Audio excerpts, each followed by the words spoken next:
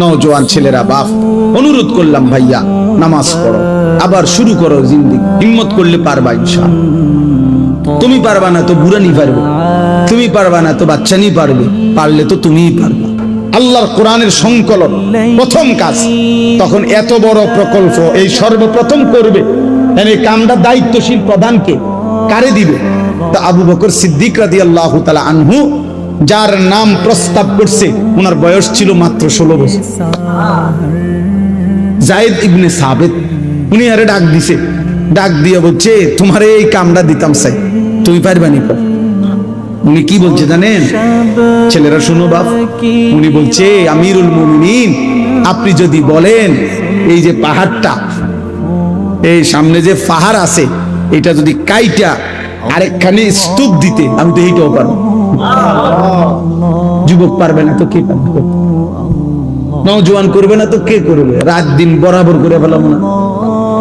এবং ঠিকই উনি দিবান নিশি মেহনত করে এত বড় আজিম শান খেদমত তিনি তৈরি করে দিয়েছেন। এজন্য পারলে কে পারবে? যুবক পারবে ইনশাআল্লাহ। আল্লাহ আমাদের নওজোয়ানদেরকে তৌফিক দান করেন, আল্লাহ আমাদের যুবকদেরকে জাগিয়ে দেন আগামীর পৃথিবীর জন্য, ইসলামের জন্য। মুসলমানের ঘরে জন্ম নিয়ে এভাবে নামাজকে প্রত্যাখ্যান করলা, ছি ছি ছি ছি। তোমারে দেখে তো হিন্দুও হাসবে, তোমারে দেখে তো ইহুদিও হাসবে, তোমারে দেখে তো খ্রিস্টানও হাসবে, যে দেখছো হয় নাকি শ্রেষ্ঠ জাতি, ওদের ধর্ম নাকি শ্রেষ্ঠ ধর্ম, ওদের ধর্ম কোরআন নাকি শ্রেষ্ঠ কিতাব, ওদের শ্রেষ্ঠ ধর্ম ওদেরই পছন্দ হয় না, ওদের শ্রেষ্ঠ কিতাব ওরাই পড়তে পারে না। তো এটা কিসের শ্রেষ্ঠ? কথা বলেন না। তাহলে আমি তো আমার ধর্মের অপমান। কথা বলেন না, আমি আমার ধর্মের অপমান না, আমি আমার কোরআনের অপমান। এজন্য তোমরা যারা বেনামাজি ছেলে, তোমরা ধর্মের অপমান। তোমাদের যাদের চুল বেঈমানের মতো, তোমরা মুসলমান ধর্মের অপমান। তোমরা, তোমাদের কারণে আমার ধর্ম লজ্জিত, তোমাদের কারণে ধর্ম বেইজ্জতি হয়েছে। তোমরা ইসলামকে অপমানিত করলা, আল্লাহকে অপমানিত করলা, আমার নবীর শ্রেষ্ঠতম 23 বছরের আদর্শকে তোমরা অপমানিত করলা। আমার ছোটবেলায় আমার মনে আছে, আমি মাদ্রাসা থেকে আইসা বারান্দায়, বাসার বারান্দার মধ্যে বসছি, মোড়ার মধ্যে।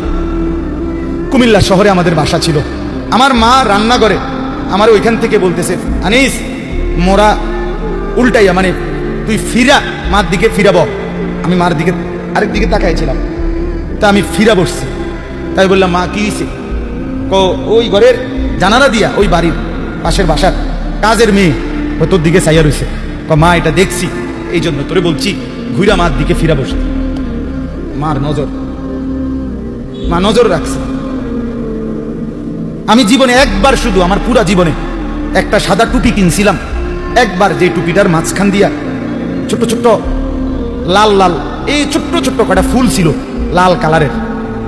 এই একটা টুপি শখ করে এমনি ভালো লাগছিল, কিনছিলাম ওই মাহফিলে যে দোকান বসে এডিট থেকে। তখন আমি মাত্র নতুন চাকরি নিছি, পড়ালেখা শেষ করি, বেতন হয়েছে অল্প টাকা। বাড়িতে গেছি, আমার আব্বা এটা দেখছে, দেখে বিকালবেলা আমার মারে কইতেছে, হেতে যে চাকরি হয়েছে পয়সা হয়েছে বুঝছো নি? মারে বলছে, মায়ে কয় না, কি তো হয়েছে?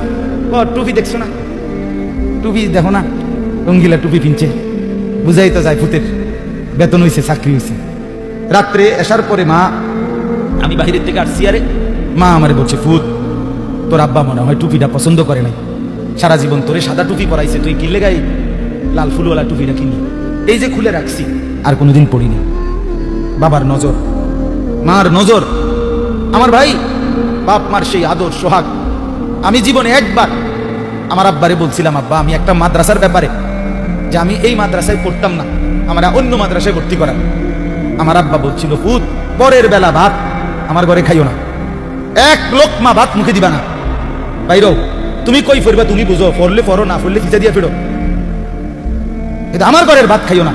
আমি যে এনে বলছি এনেই পড়তে হইব না। কানতে কানতে চোখ মুছতে মুছতে সকালবেলা ভোরে চলে গেছি ওই মাদ্রাসায়।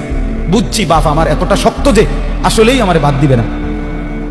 বাবার সেই কঠোর শাসন আজ আল্লাহর কসম মনে হয় আল্লাহর কথা আপনাদের সামনে বলবার তৌফিক দিছে।